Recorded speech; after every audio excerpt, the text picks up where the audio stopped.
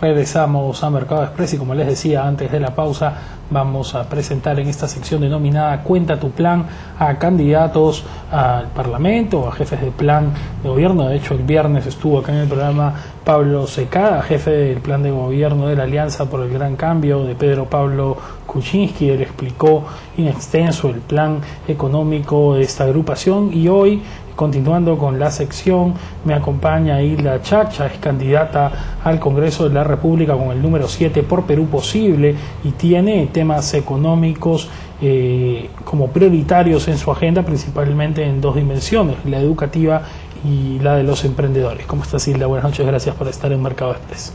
Hola, buenas noches, Roberto, y nada, muchísimas gracias por la oportunidad de poder exponerte mis planteamientos hacia la población, y estoy a tus órdenes.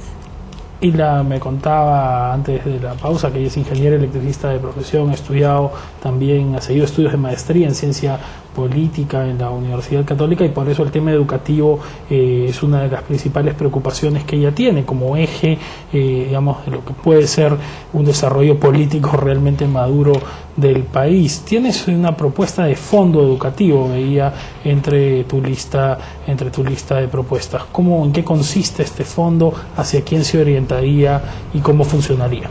Efectivamente, yo que he trabajado en una empresa privada, en una compañía minera, muchas veces nosotros, como parte de nuestro planteamiento de llegar hacia las comunidades en las cuales se desarrolla una empresa minera, por ejemplo, muchas veces se preguntan qué hacer con el dinero de la responsabilidad social empresarial.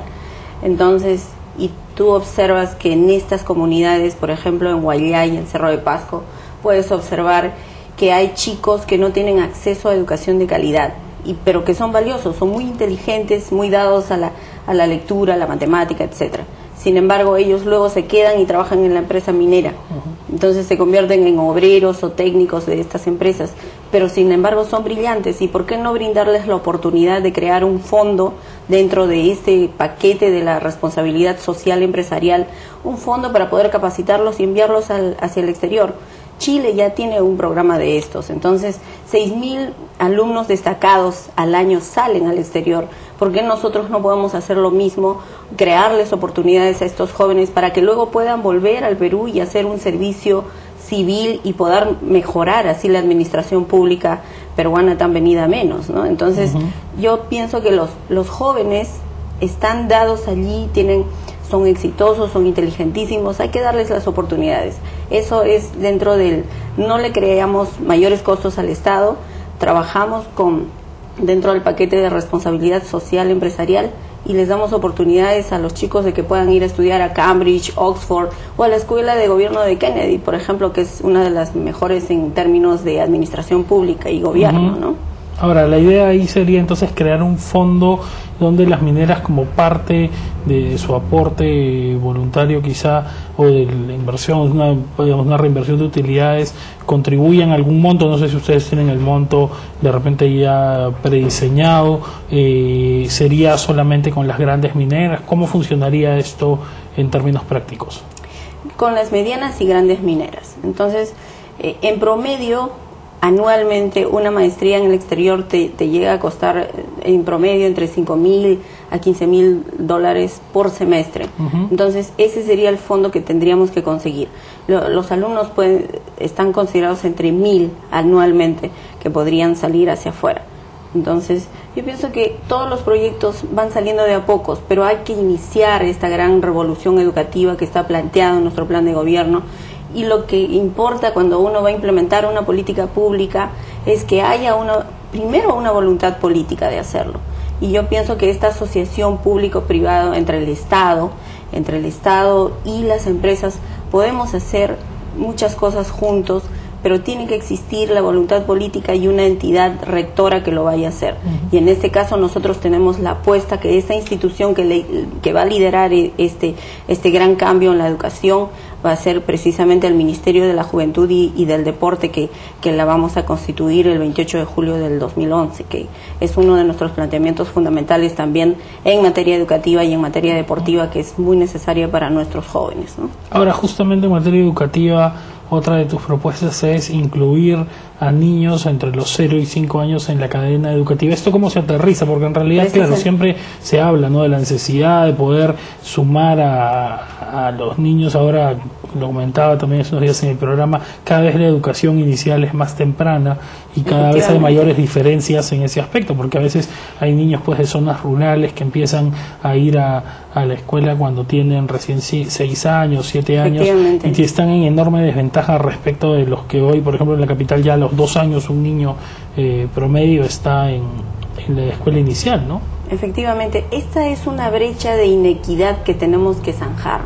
Yo pienso que nosotros tenemos una deuda pendiente con estos niños que son alrededor de 3 millones entre 0 y 5 años de edad que necesitan atención en estimulación temprana. Entonces, muchas veces, por ejemplo, ahora la Universidad Nacional de San Marcos está promoviendo este curso de formación de estimulación temprana para estas personas. Un guaguaguasi se constituye, una madre cuida a 8 niños en promedio. Entonces, solamente son atendidos en sus necesidades primarias y en alimentación, pero no tienen una formación pedagógica. Lo que tú señalas, ¿por qué alguien de la zona rural, por qué no tiene este acceso a la formación en estimulación temprana?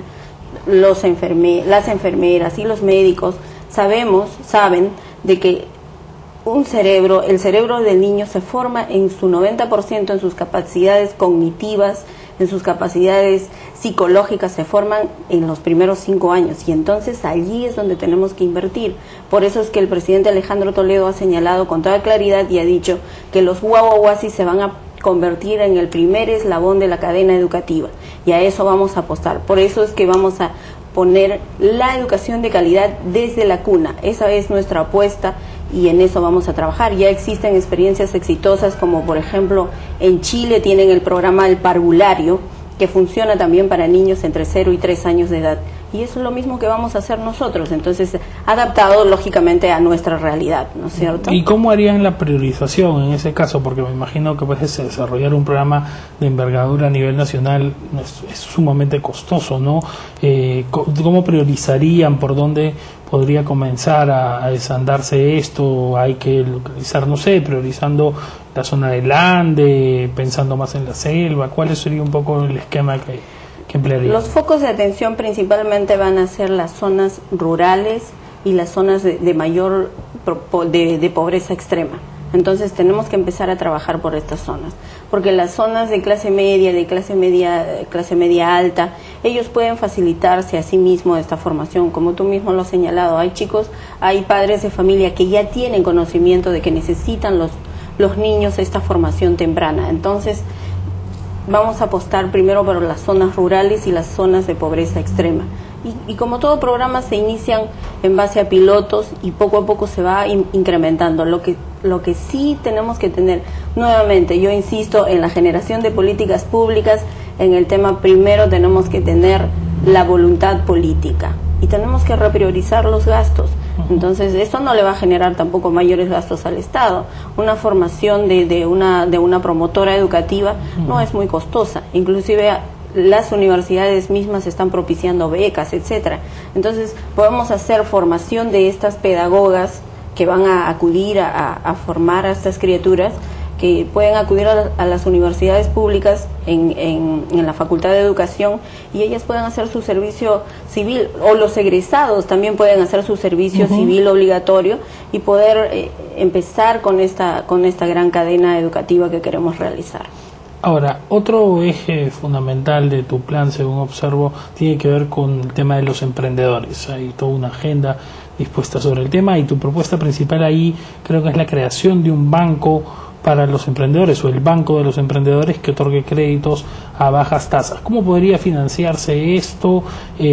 ¿A qué emprendedores en realidad estaría orientados? Porque hoy día yo siempre digo que en el programa, habrán visto los televidentes, hay muchas cosas que están de moda. Está de moda hablar de redes sociales, por ejemplo, y todo el mundo, el que menos quiere tener una red social, y el que menos también dice que es emprendedor hoy en día, ¿no? Y ahí creo que hay una labor de identificación, no solamente digamos, de la intención, porque a veces las intenciones pueden ser muchas y hacer empresa al final es una actividad bastante común.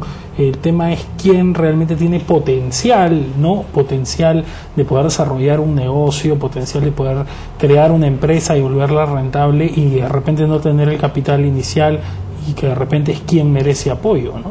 Efectivamente. En este sentido, yo te cuento una experiencia, producto de la campaña misma y producto de acompañar al presidente Alejandro Toledo en cada una de sus actividades como subjefa nacional de campaña del partido. Yo he podido observar esta simbiosis entre los microempresarios, pequeños empresarios, que te muestran sus productos de calidad, pero muchos de ellos salen del mercado en el primero o segundo año de funcionamiento porque terminan siendo asfixiados por las altas tasas de interés que van entre 35 y 40% de la banca tradicional, de las entidades financieras. Entonces, lo que nosotros queremos es darles este respiro a estas empresas de sobrevivencia, porque hay empresas que tienen un balance entre sus egresos e ingresos. A estas no va a estar orientado. Nuestro trabajo va a estar orientado a las empresas de sobrevivencia, aquellas que tienen sus egresos que son mayores que sus ingresos. Entonces, y por otro lado, el 90% de nuestra población económicamente activa está empleada en pequeñas empresas, pequeñas microempresas. Entonces, precisamente hacia ellos tenemos que orientar nuestro trabajo. El Banco del Emprendedor va a ser producto de una fusión entre el Banco de la Nación, el Banco Agrario y el COFIDE. Pero esto se va a dar paulatinamente. Va a demorar seguramente su creación entre 2 y 3 años, porque tampoco no podemos ser demagogos en el tema y decir que esto se va a dar desde el 28 de julio. Hay que ser claros y enfáticos en esto. Pero allí donde la banca privada no tenga presencia, en estas 260 localidades donde el Banco de la Nación es el único que oferta créditos o presencia económica, allí es donde vamos a empezar.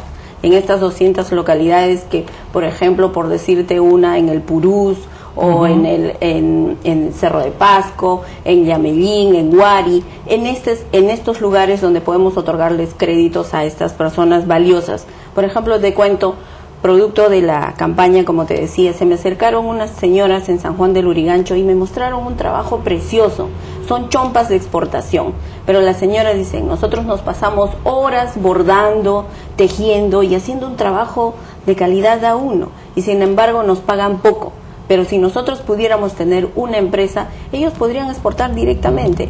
Entonces, esta asociación del Estado, Ministerio de Relaciones Exteriores abriendo mercados para estos pequeños exportadores, el Ministerio de Economía a través del Banco de la Nación otorgando créditos y el presidente de la República con una decisión política clara atendiendo estas necesidades. El Perú tiene que ser un país de emprendedores, donde todos empujemos este mismo carro llamado Perú y podamos avanzar hacia las grandes ligas del desarrollo. Esa es una apuesta y lo vamos a impulsar desde el legislativo. Y también propones la creación de institutos superiores tecnológicos a nivel nacional. Ciertamente las carreras técnicas también es ahora que está tan de moda, también otro tema común es la ciencia y la tecnología, ¿no? Y en ese aspecto, pues las carreras técnicas que han estado tan venidas a menos durante tantos años, poco a poco comienzan a emerger, también por la saturación del mercado de educación superior, ¿no? Comienzan a emerger las carreras técnicas como una opción atractiva y también, bueno, por un poco hoy día hay más oportunidades en algunos campos en los que antes no las había. Pero ¿cómo se promovería esta descentralización de institutos tecnológicos? También para que, digamos, es una oferta laboral que al final, yo siempre digo, ojalá que no caiga en saco roto, ¿no? Porque a veces hay una sobreoferta de profesionales, o podría haber de repente de técnicos en algún caso, y no va a haber la suficiente demanda. ¿Cómo se haría la determinación de las zonas donde esto podría ser más viable? Efectivamente, allí vamos a crear, bueno, nuestro plan de gobierno que lo traigo aquí esta noche, contempla 450 compromisos para el crecimiento social del Perú. Aquí está contemplado la creación de estos 100 institutos tecnológicos superiores de alto rendimiento, y lo vamos a hacer 5 por departamento. Tú lo has señalado con toda claridad. Las universidades de cada una, las universidades públicas de cada uno de los departamentos se tienen que convertir en centros de investigación. Entonces, ellos nos dirán, esta profesión es mucho más válida. En ICA seguramente nos dirán, tiene que haber una formación en agroexportación. Y seguramente en el Cusco nos dirán, necesitamos formar gente en instaladores de gas de camisea, etcétera, ¿no? Entonces, y así iremos identificando las profesiones adecuadas, pero sí hay una carencia de mano de obra calificada en nuestro país. Tenemos que dejar de tener esta sobreoferta en formación universitaria. Y te cuento algo que a mí me ocurrió cuando fui a trabajar a una empresa minera. El técnico que se supone en línea de mando era en menor rango que yo, ganaba mucho más que yo por la experiencia y por la expertise en la mano de obra calificada, ¿me entiendes? Él tenía una formación en un centro técnico obviamente de buen prestigio, y sin embargo ganaba más que yo. Claro que a los 2-3 años ya la escala remunerativa se va igualando, pero sí tenemos que enseñarles a los jóvenes que hay otras posibilidades de ofertas laborales también, y nosotros vamos a trabajar por brindarles más y mejores oportunidades a nuestros jóvenes, y en esa línea vamos a trabajar. Hilda, muchísimas gracias por haber estado con nosotros esta noche. Muchas gracias. Y exponer tus propuestas. Seguramente vendrán más candidatos de Perú Posible y de otros partidos que tengan el tema económico como prioritario en sus agendas. Gracias por estar con nosotros esta noche.